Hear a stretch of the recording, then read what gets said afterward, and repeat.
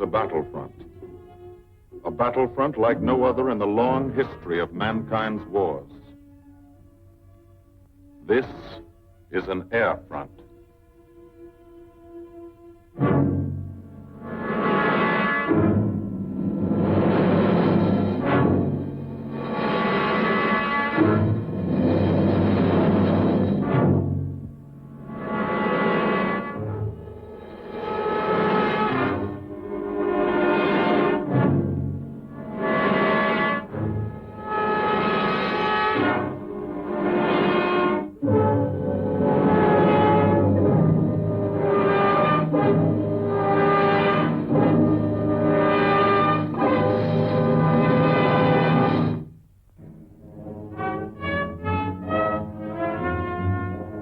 The working day begins, as it will end, with the ground crews, as much a part of the fortress as her wings.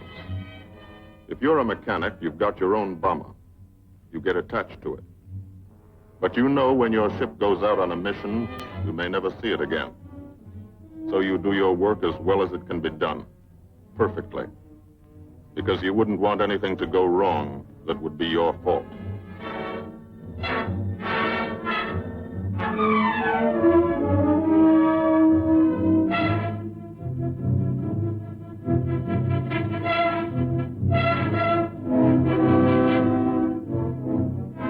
Today, the bombs will be taken from these bomb dumps somewhere in England and delivered to specific points in Wilhelmshaven, Germany.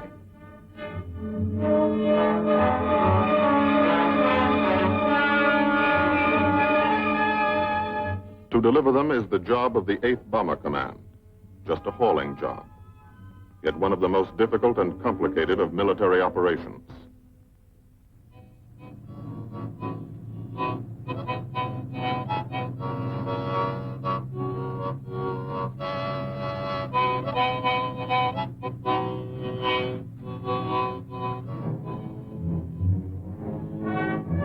Sometimes the feeling you won't come back tightens your insides. Not so long ago, you were sitting like this in a college or high school classroom, not listening too hard, perhaps even a little sleepy. But you listen here. And as you listen, you don't have time to think of yourself. Fear fades.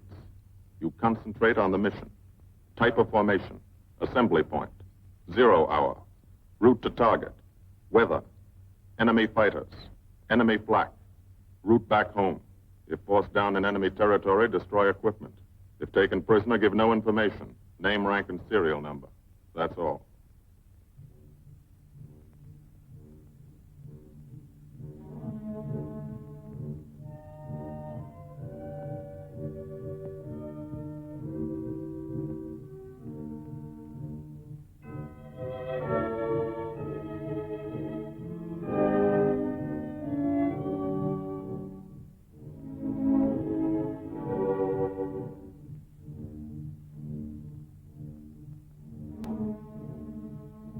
These are the passengers with one-way tickets.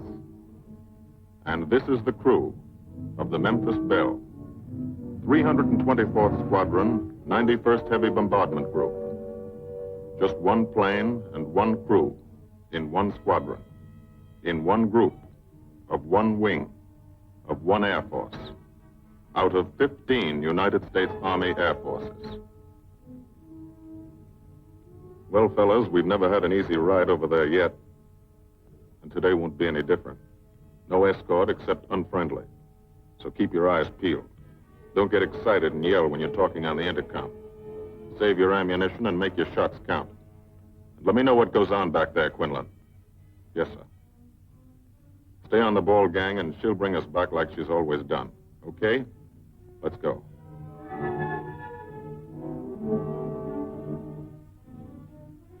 They have completed 24 missions in this, the toughest theater of air war, the big league of sky fighting. Their experience is priceless. And so, if the Memphis Belle comes back this afternoon, they will be sent to bring the vital lessons they have learned to thousands of air crew men in training.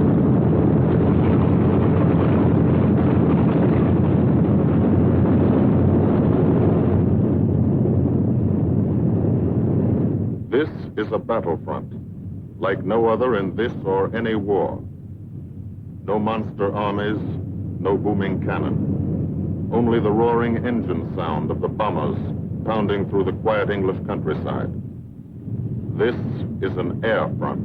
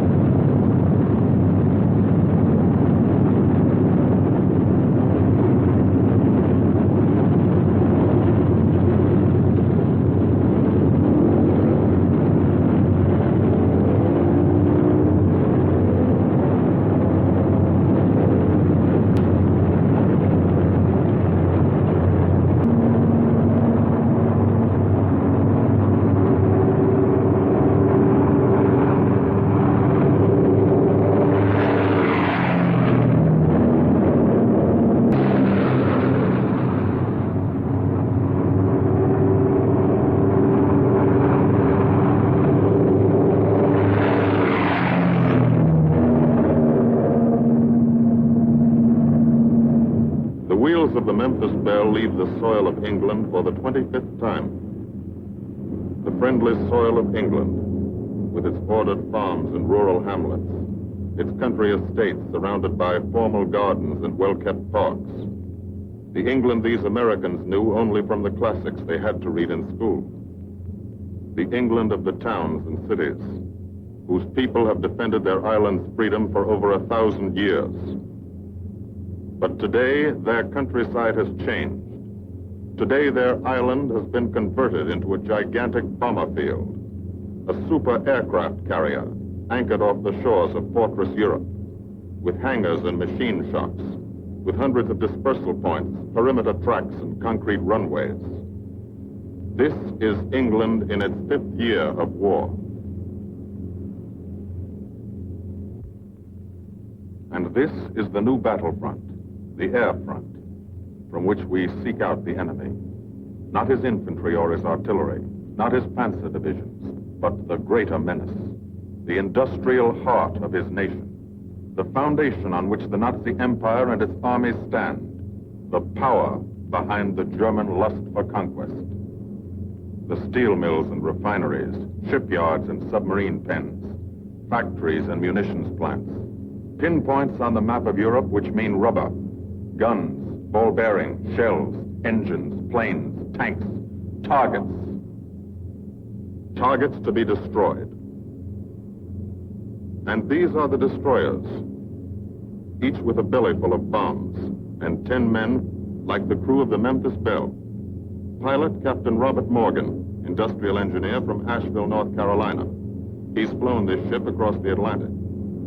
The other pilot, Captain Jim Verinis, business administration student at the University of Connecticut. Radio operator and gunner, Sergeant Bob Hansen, construction worker from Spokane, Washington. Navigator, Captain Chuck Layton, chemistry student at Ohio Wesleyan. Engineer and top turret gunner, Sergeant Harold Locke from Green Bay, Wisconsin. Used to be a stevedore.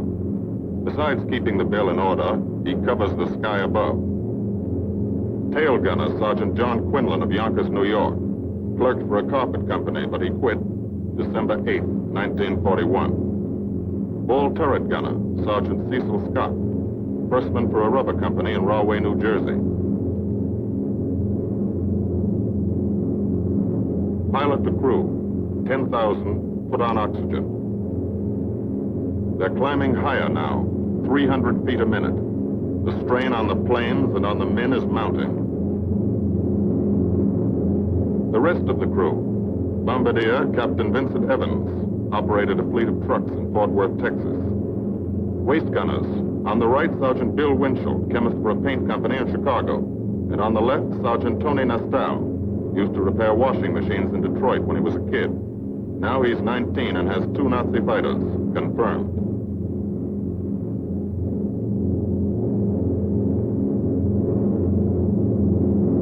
It takes all of a pilot's strength to keep a 30-ton fortress in tight formation. But the formation is the bomber's best defense against enemy fighters. The planes are deployed to uncover every gun. Stepped up and down. Echelon to the right and left.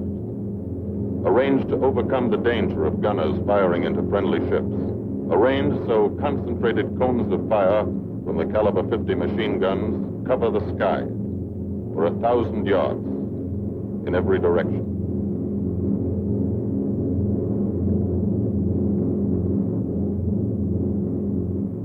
The friendly coast of England slips by below. It doesn't look like much now, but in a few hours when you come back, if you come back, this will be the most beautiful view in the world. Higher and higher, climbing to reach your best operational altitude, 25,000 feet, 5 miles straight up. So high you can't be seen from the ground with the naked eye. So high that after 1 minute without oxygen, you lose consciousness. After 20 minutes, you're dead.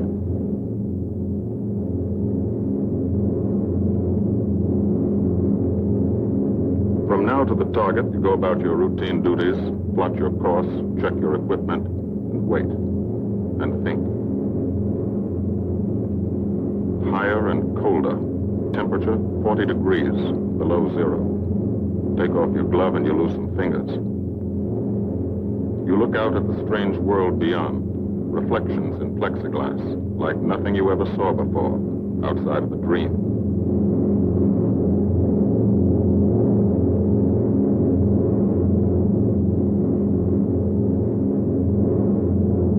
Higher and higher into the lifeless stratosphere, until the exhaust of the engines mixing with the cold, thin air condenses and streams the heavens with vapor trails.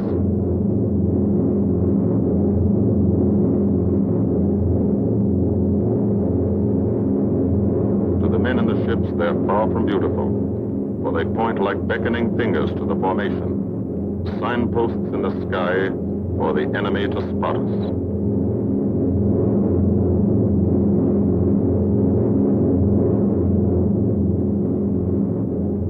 For these bombers to accomplish their mission, a plan is needed.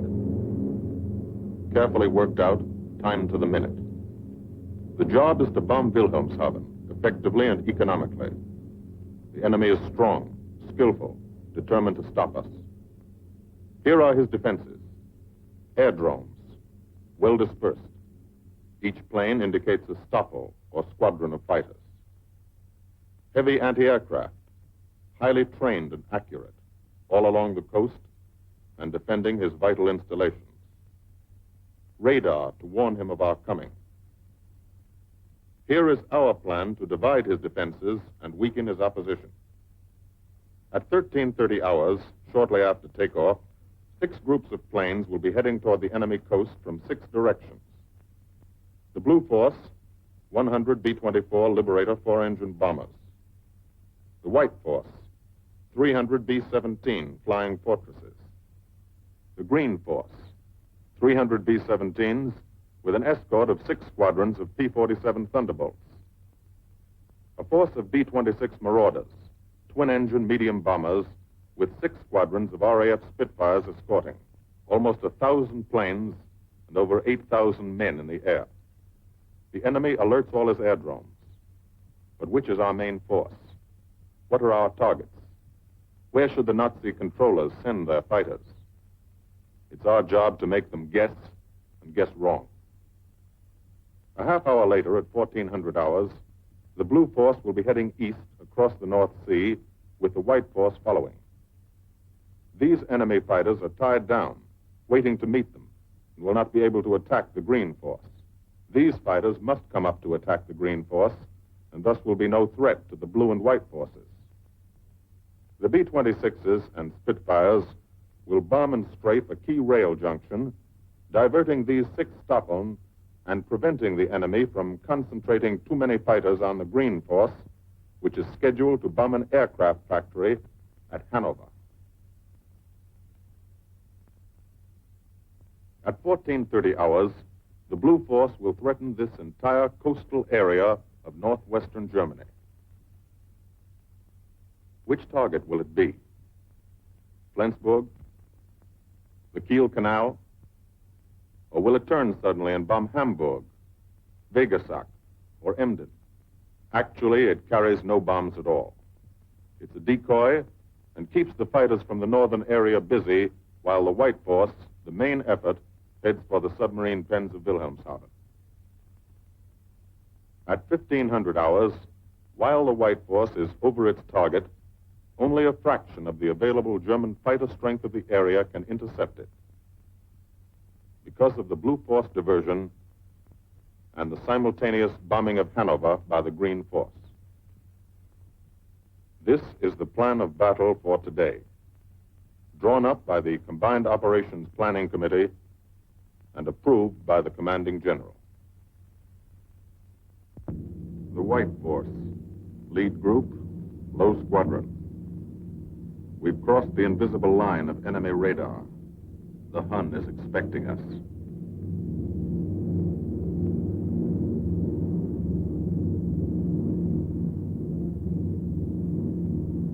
Steel helmets go on. Watchful eyes strain.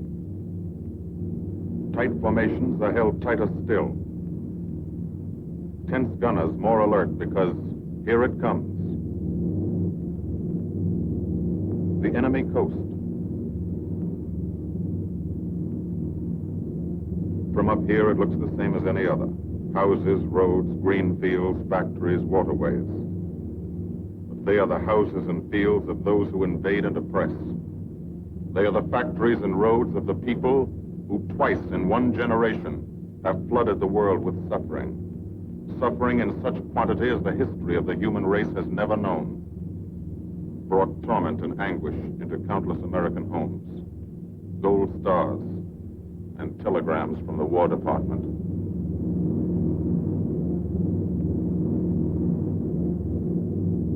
The first flak, just harmless looking, silent puffs of smoke. Only each puff is a shell exploding, throwing shrapnel around the sky. Exactly the range, accurate flak by radio prediction. 5 miles down, Nazi anti-aircraft batteries have calculated the altitude, speed, and course. Where will the next one hit? You try not to be there.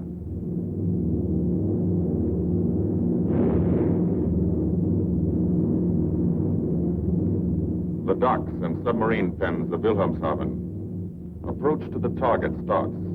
No smoke screen can protect it.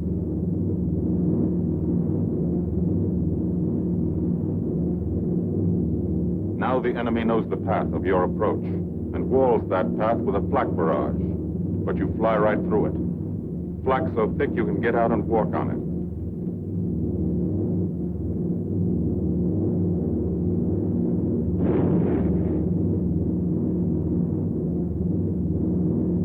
Morgan changes course every 15 seconds. Evasive action to computer. Top turret fires at him.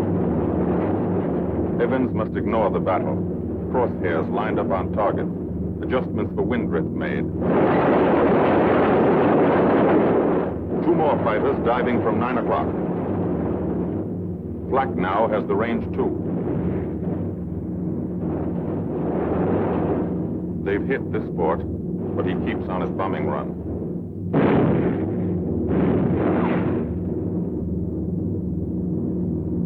As lead bombardier, Evans' aim must be good.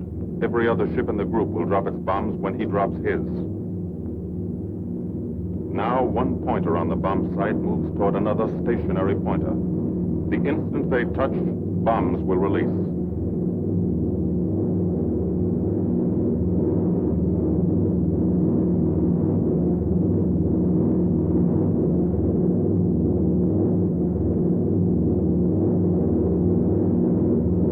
They touch.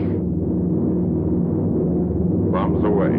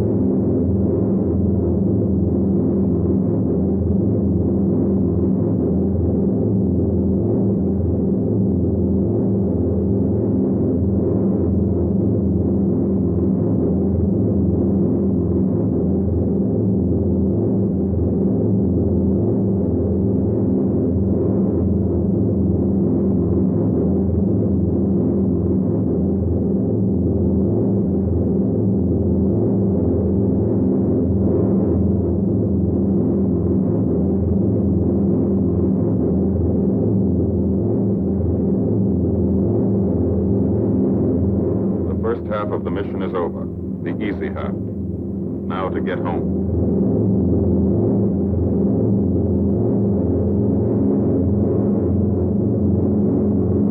The flak stops. That means fighters out there somewhere. A staffer lurking behind that cloud, or hiding up in the sun where the glare blinds you and you can't see them, waiting to dive down on you. Fighters at 6 o'clock. This is what a gunner sees. A speck in the sky. That's a fighter. And then a blink. That means he's firing at you. 2,300 rounds a minute.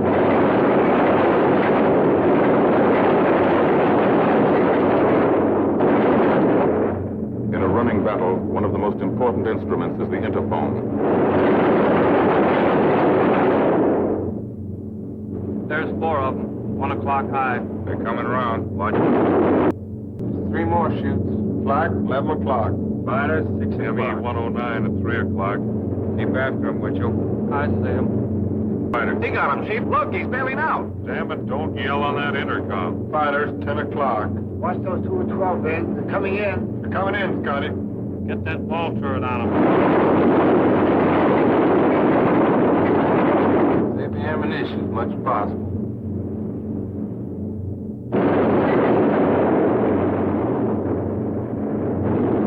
Watch that fighter coming in at 3 o'clock. He's coming in a half roll. Pull her up, Chief. Pull her up. Hurry.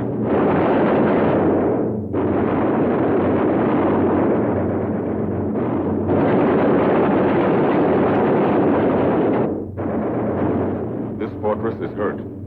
Engine on fire, losing airspeed and altitude. Drifting into the flak, alone and helpless. A straggler. In a minute, Nazi fighters will swarm in like buzzards for the kill. You can watch, but you can't go down to help. You keep your formation.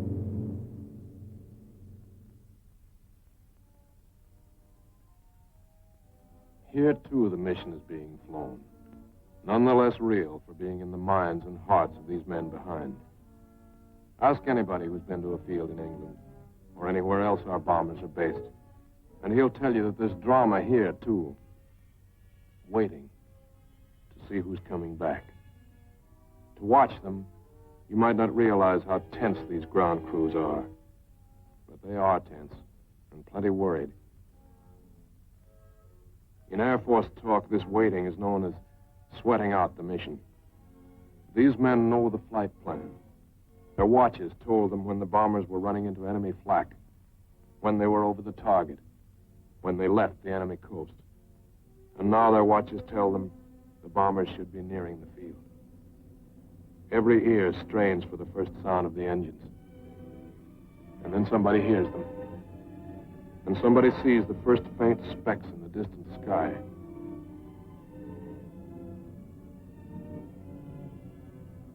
Every face turns to see and count. The watchers try to read the numbers on the ships. These planes have priority to land first. The colored flares mean wounded aboard. In the hospital window, these watching men know what that means. They know what it feels like to lie on a bouncing fortress floor for hundreds of miles through the frozen stratosphere in great pain, with the other men in your crew fighting to keep you alive until they hit the field. The field. Home. It'll be okay then. Because there'll be medical care. The best. As soon as the wheels of your plane stop rolling.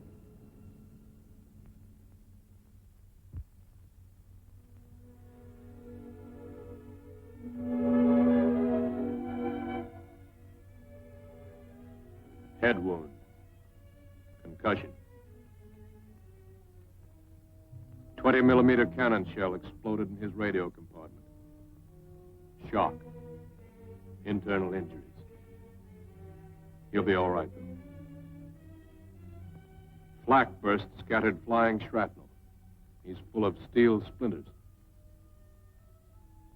This pilot's leg is not a pretty sight. Neither are the docks at Wilhelmshaven. These men will all get the Purple Heart. And this man, too. Posthumously.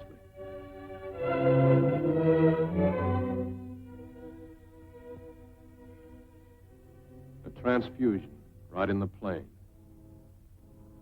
This gunner is too weak to be moved. The new life-giving blood flowing into his veins might be the blood of a high school girl in Des Moines, a miner in Alabama, a movie star in Hollywood, or it might be your blood, whosever it is. Thanks.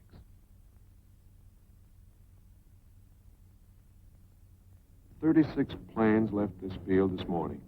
Now 6 more arrived. That makes 20 home. And this one's 21. More wounded aboard. The control tower learns that 2 more landed at a British field to the south. 1 a crash landing. Crew safe. That makes 28. 29. A rough landing, but her pilot's badly hurt. It's a wonder he brought her back at all. 29 planes back so far. 29 out of 36. Our losses were heavy, but the enemy's were far heavier. We destroyed a German aircraft factory, a rail junction, submarine pens, docks, and harbor installations. That's specific, known damage. But who can tell the number of German torpedoes that will not be fired, the number of our convoys that will get through now, the soldiers' and seamen's lives that will be saved, or the battles that will be won instead of lost because of what these bombers and airmen did today.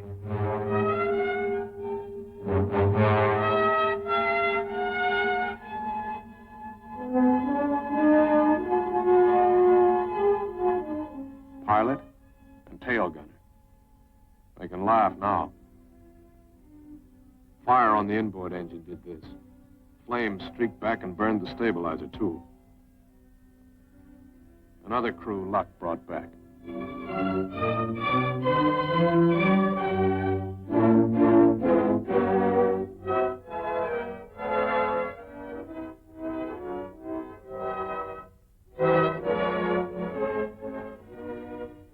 Here's old Bill. A pretty good airplane when it took off. Lost its nose. Lost its navigator. Bombardier wounded.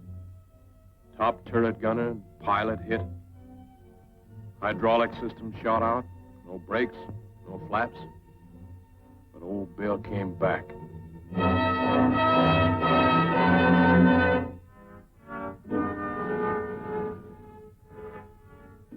Now, among the returned crew members, talk flows like a river, talking out every detail of the mission. These are the faces of combat, faces of Americans who have watched their comrades die, faces that can never forget the enemy. And they're in no mood to have their picture taken.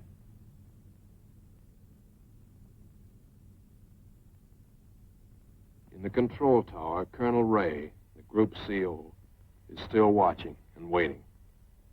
And then he spots the last flight. 3 more planes. And one of them is the ship everyone has been pulling for. The Memphis Belle. The last few miles of this trip have been a joyride. The strain is over. They can leave their guns now. Now they know they're going to go home. To Spokane, Green Bay, Asheville, Detroit, Chicago, Fort Worth, and Yonkers.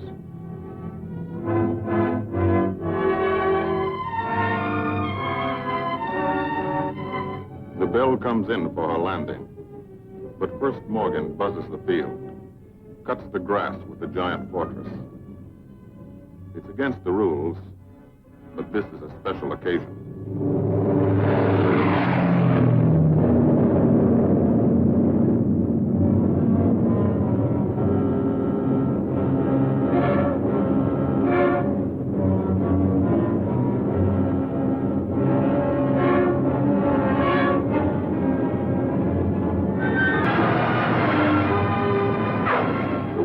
The Memphis Belle come back to the soil of England for the 25th time.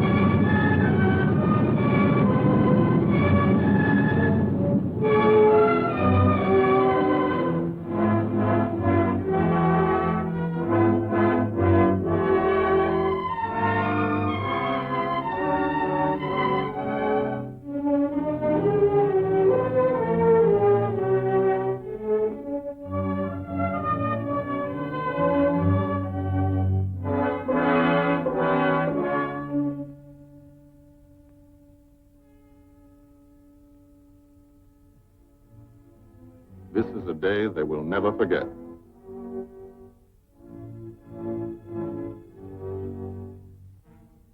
Another great day soon after, Brigadier General Hansel visited the field and presented the Distinguished Flying Cross to every member of the crew.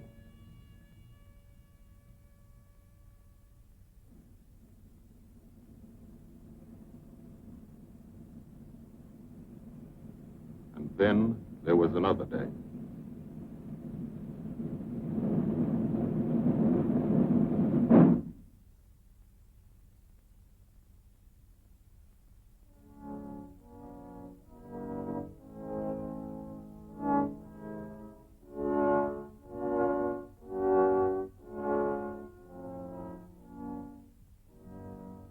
Their Majesties, the King and Queen of England.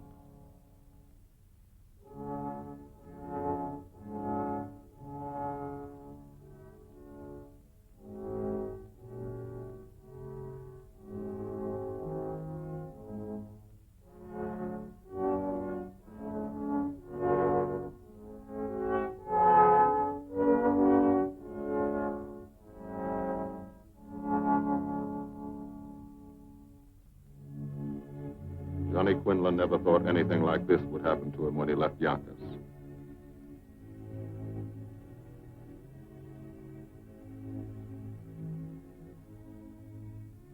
The ground crew were a little self-conscious about being dressed in fatigues, but the Queen thought they were very nice.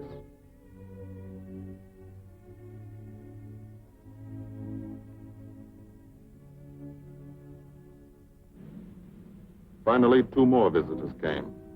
General Acre, commanding the 8th Air Force, and General Devers, U.S. commander of the European Theater. The Belle crew received them in flying clothes, as General Acre read the order for what he called their 26th and most important mission: return to America to train new crews and to tell the people what we're doing here, to thank them for their help and support, and tell them to keep it up so we can keep it up, so we can bomb the enemy again and again and again until he has had enough. And then we can all come home.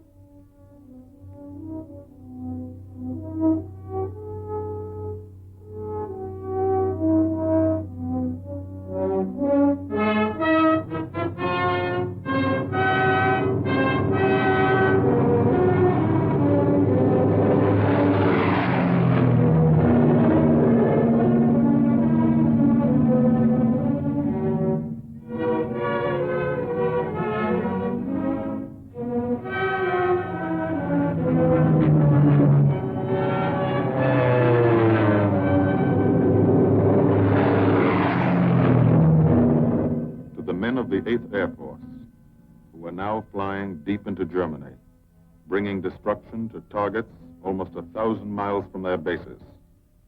Destruction like this. And who have never once been turned back by the enemy. To those men, this film is gratefully dedicated.